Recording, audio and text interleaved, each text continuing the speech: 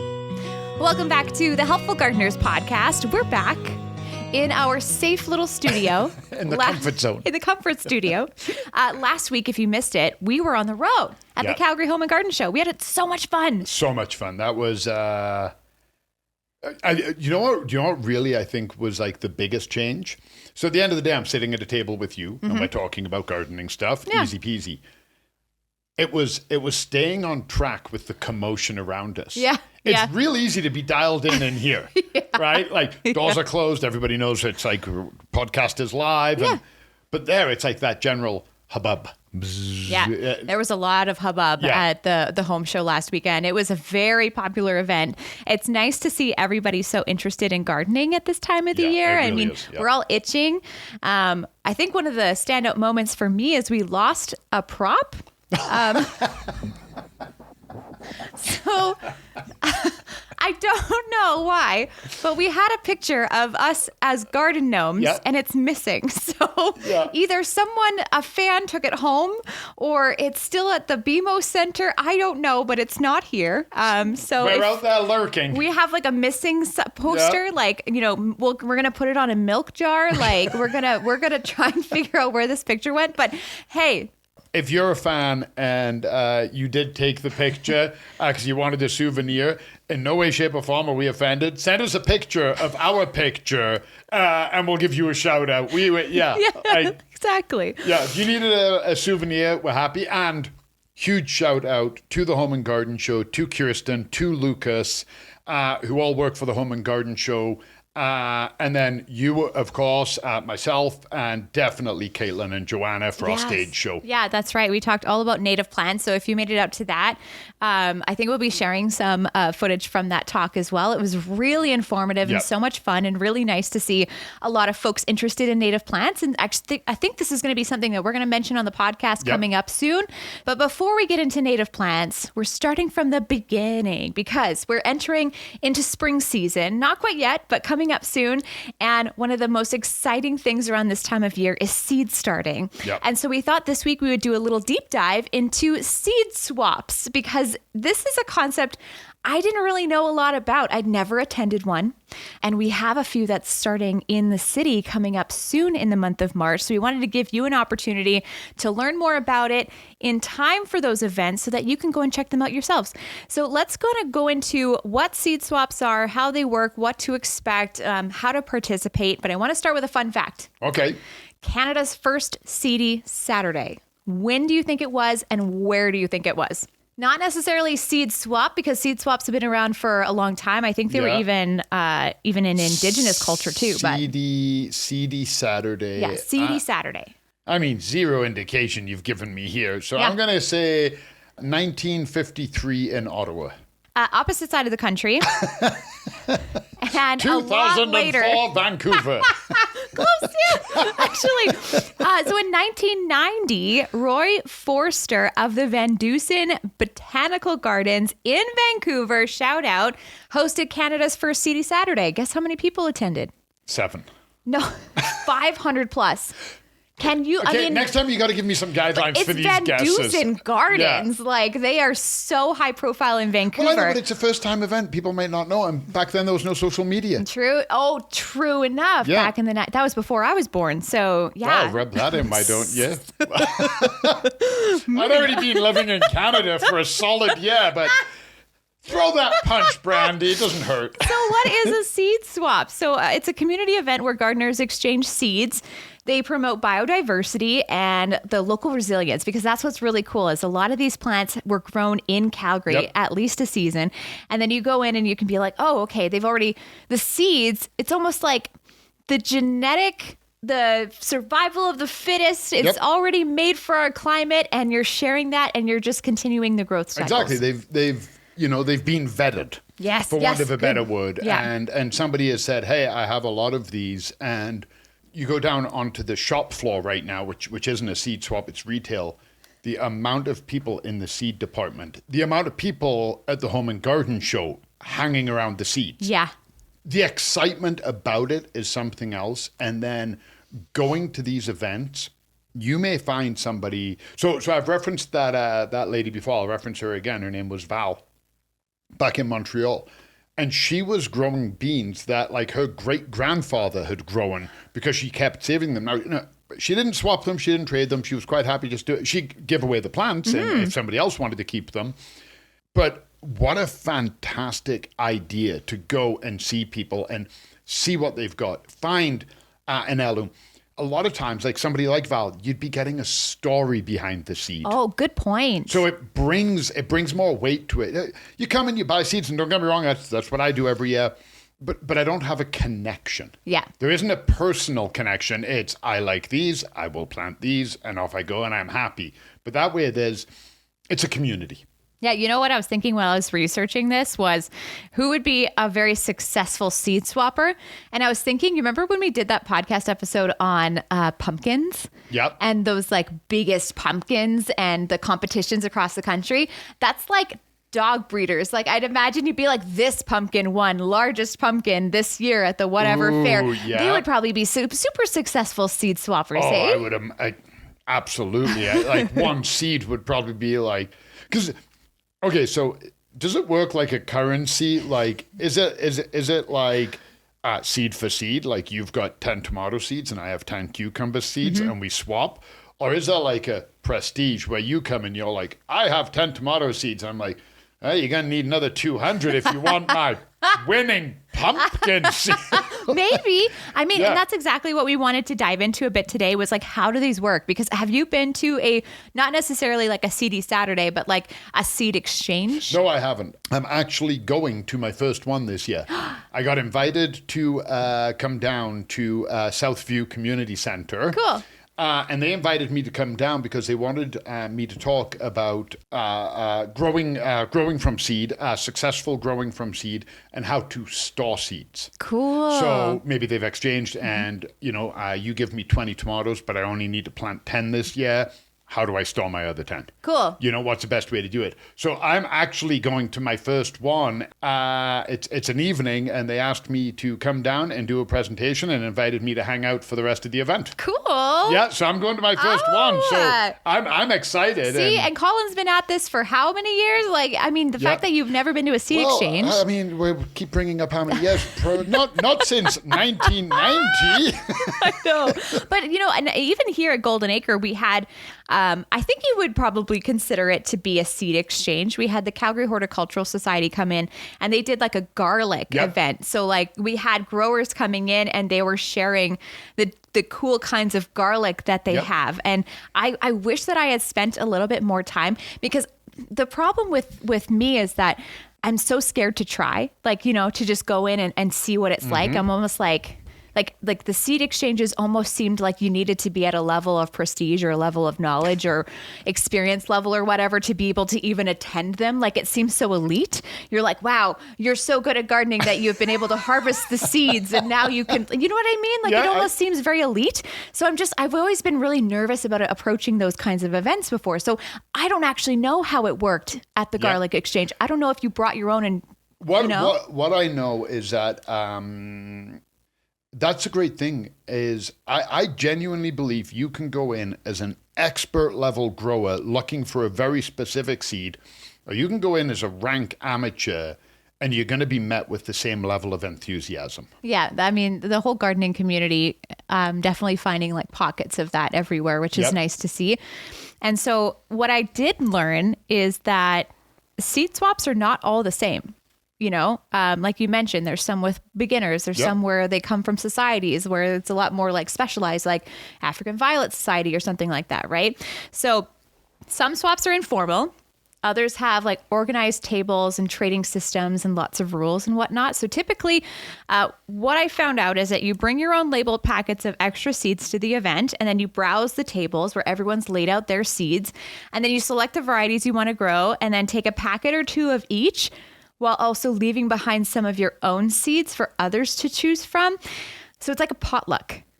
Kind of. So it's a very much like an honor system for most seed swaps.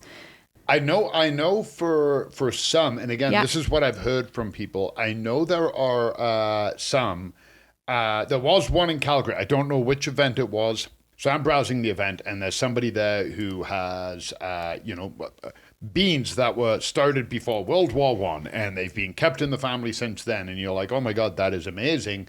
Maybe you've moved. Maybe you've never bothered harvesting seeds before because it's just never been in, but you really want to get these seeds.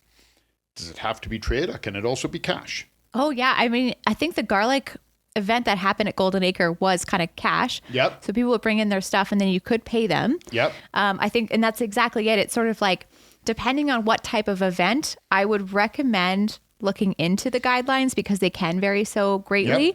Yep. And also just from like the variety. So some will have, vegetable, herb, flower seeds, sometimes even cuttings or tubers. So you might even want to check in to see if that's even something you're interested in getting. That's a great point there, because again, I think we can take it for granted. And I wouldn't have actually thought to bring that up, and I'm glad you did, because they call it a seed swap, but it's not just seeds. Yeah. You can get, I know for a fact, there's people there with geranium cuttings. Yeah, exactly. And there's basically it's like a propagation event. Yes. Getting ready for spring. Getting really clear on what type of event you're visiting.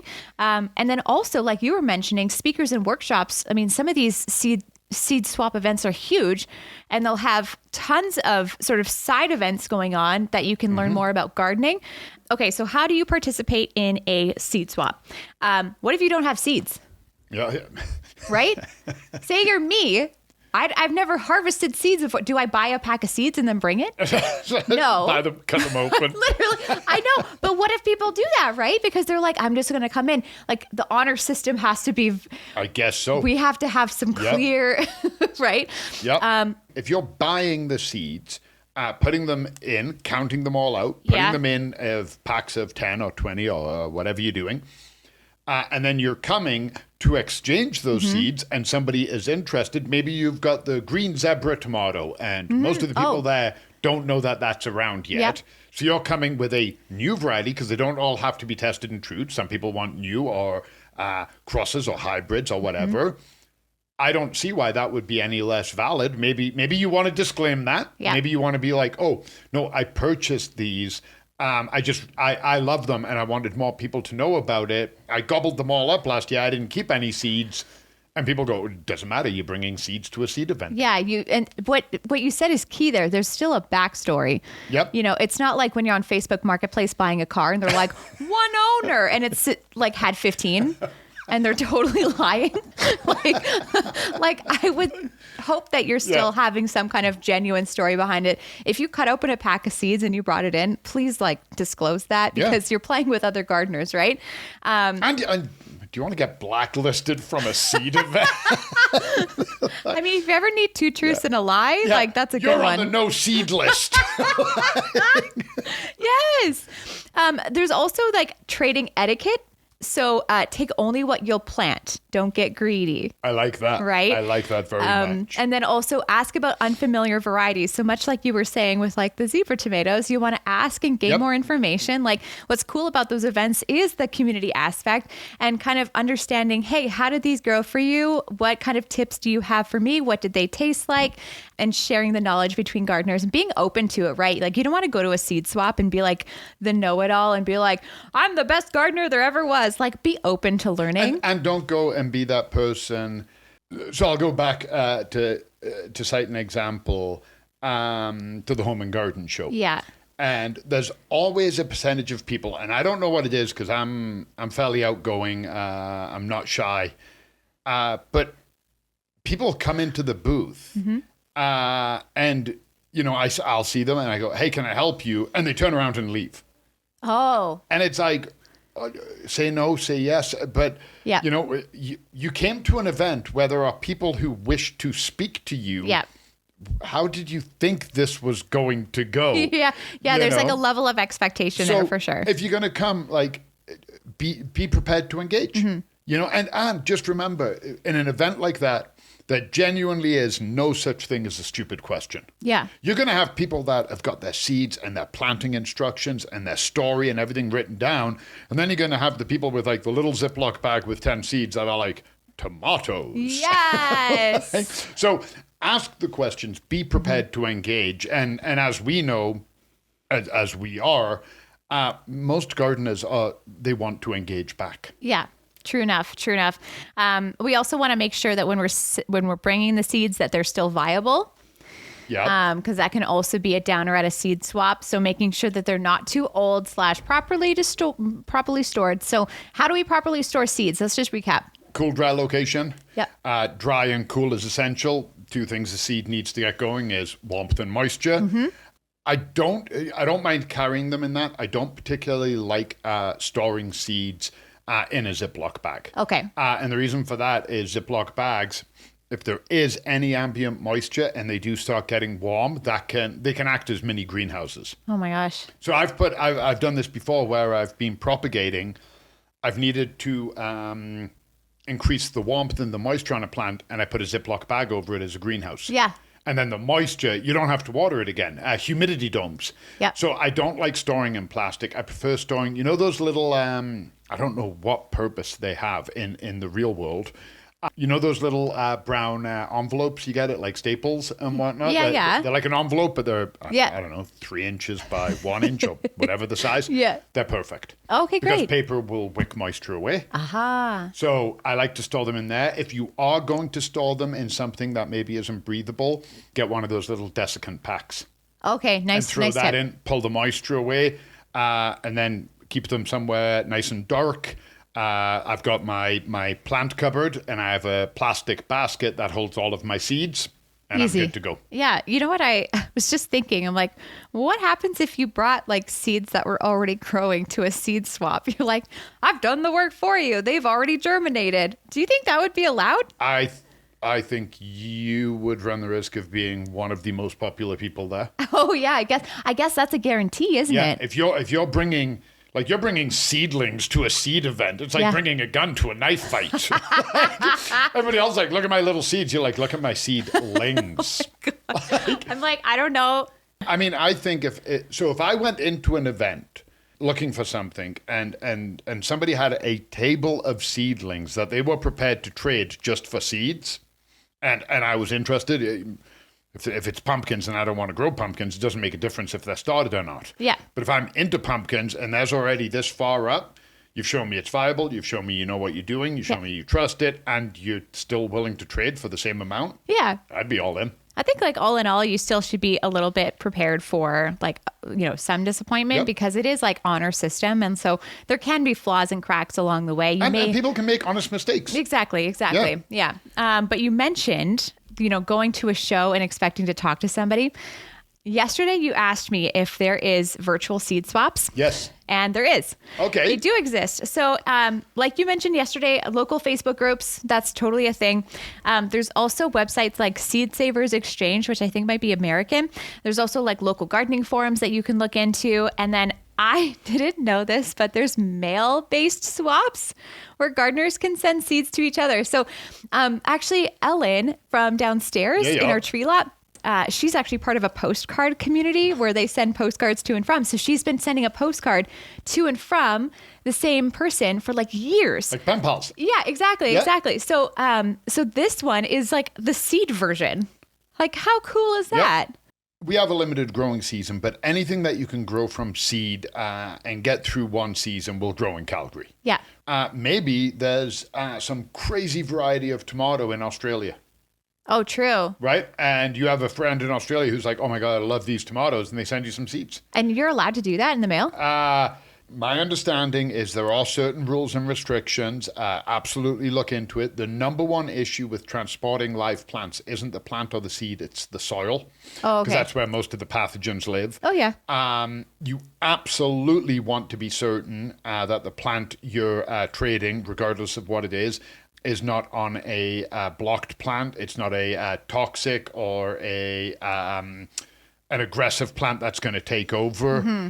Absolutely, there will be some loopholes, but the vast majority of the time, somebody reached out to me, oh my gosh, last year maybe, and they wanted to bring in plants from South Africa. Oh. Okay, they had a friend in South Africa who wanted to send them live plants. Got it. And they said, how does that work? And I said, well, I got to be honest with you, I don't know. We don't buy our plants from South Africa. Yeah. But I said, let me find out.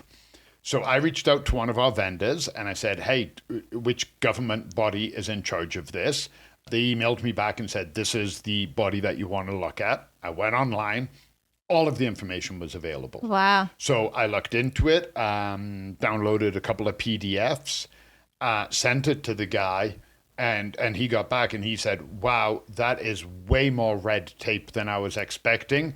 It's not worth it. Maybe I'll just look at getting seeds. Mm-hmm. I've heard of it before because of my very long career that certain people weren't alive at the beginning thereof. I have heard of stories like that before, and I understand how frustrating that must be when you're like, but I know my friends, like they're clean, they're good. All it takes is your back to be turned, a bug lays eggs. Now, if that bug is native to South Africa and it's a ton of predators, they come and gobble it up. But imagine you get a plant, you don't know, you put it in your house, it's great, and there's some brand new type of aphid that hatches that has no predator, the ladybirds won't eat it, and the aphid gets out into Canada. Yeah.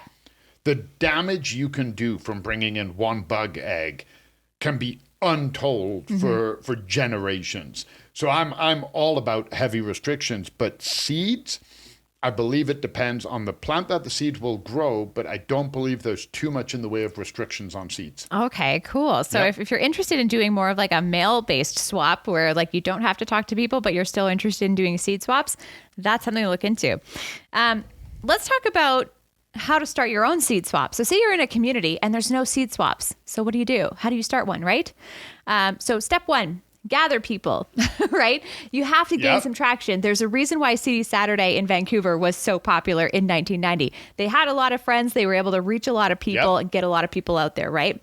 Number two, pick a location. I mean, there's like libraries, community centers, farmers markets, garden centers, right? You can host them there. Number three, the most important thing, set guidelines. Okay. There needs to be rules for your specific one because like we mentioned earlier, they can vary. They can be casual. They can be formal. Making sure that, you could even put in rules that are like seeds can be no longer than 2 years old, or you need to include like X amount of seeds. Whatever the case may be. Maybe you want to be specific, like this is vegetable only or flower only. Exactly. Step four, and this is like totally optional, I've been told, but like you can also provide envelopes, labels, small containers, so it's like easy and all standardized.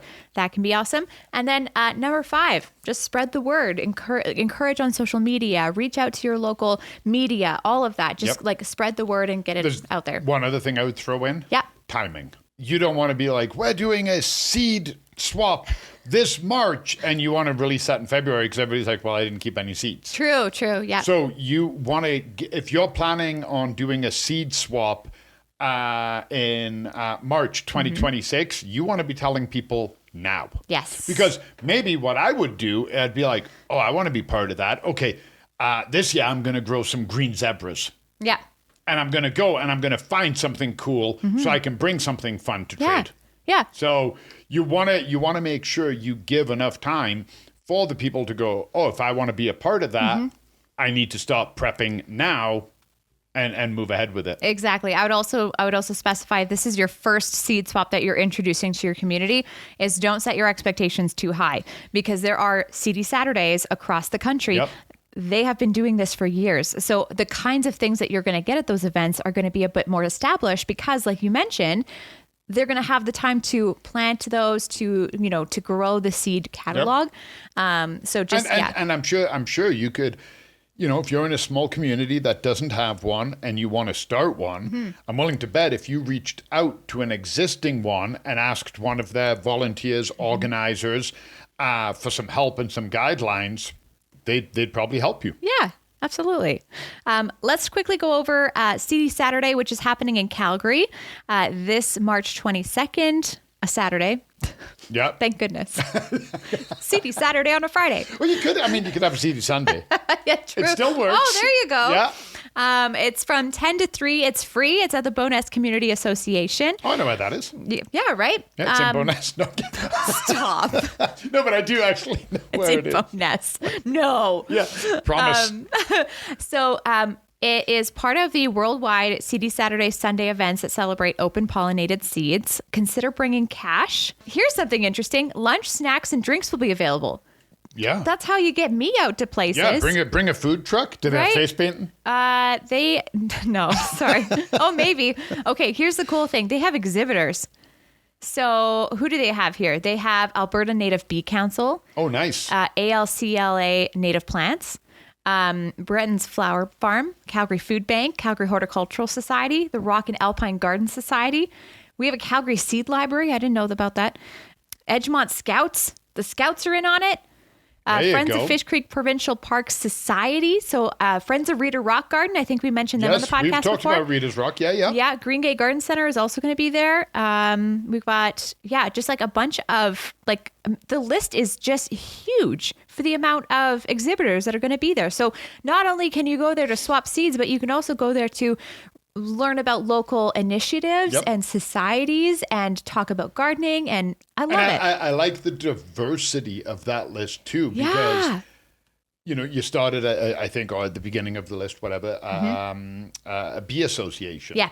Maybe you love bees, maybe you don't. So if there's only that one and you're like, well, I'm not really into bees, you're not going to go. But then you're like, oh my God, I love Fish Creek. Yes. And you're like, I've always wanted to be that. And now there's a lure to go. And I can also get ice cream from the food truck. Like, this is turning into a win. Like, did you trade any seeds? Like, no. No, I came for the food. I mean, learned about bees, got some ice cream, talked to my friends at Fish Creek. Guilty. Yeah. But I do also want to mention they have presentations, and a huge shout out to a friend of the podcast, Cheryl Normando. Yep. She'll be speaking. So at 10:30, she's doing troubleshooting for seedling success. So there's a way to make connections. Yes. There's people to talk to about trading. You don't have to worry about, I got to go at this time because what am I going to eat? Yep. So you can relax when you're there. There's information. Yeah. And you said the cost of this entire event was free. $0. $0, which is not for all of that you're getting. I mean, that's pretty good value. It never happens. No, not at all. No. If you want to learn more information, that is calgaryseedysaturday.ca. And again, running March 22nd. I would encourage everybody to get out to one because, like I said, I have absolutely been remiss. It's 100% on me. I've been invited. I think last year I was also invited by our friend Kath at the Hort Society. Yeah. I couldn't because I was doing the event here and I was coordinating it, so I actually couldn't. Yeah. But other events that I've been invited to, I just didn't go. Yeah. And I'm going to one, and I'm actually excited. I really am excited for it. When Southview invited me, I was like, I got the email from them, and I emailed them back, and I said, short answer, yes. Long answer, can we have a phone call so I can discuss the logistics? Yeah. But I'm in.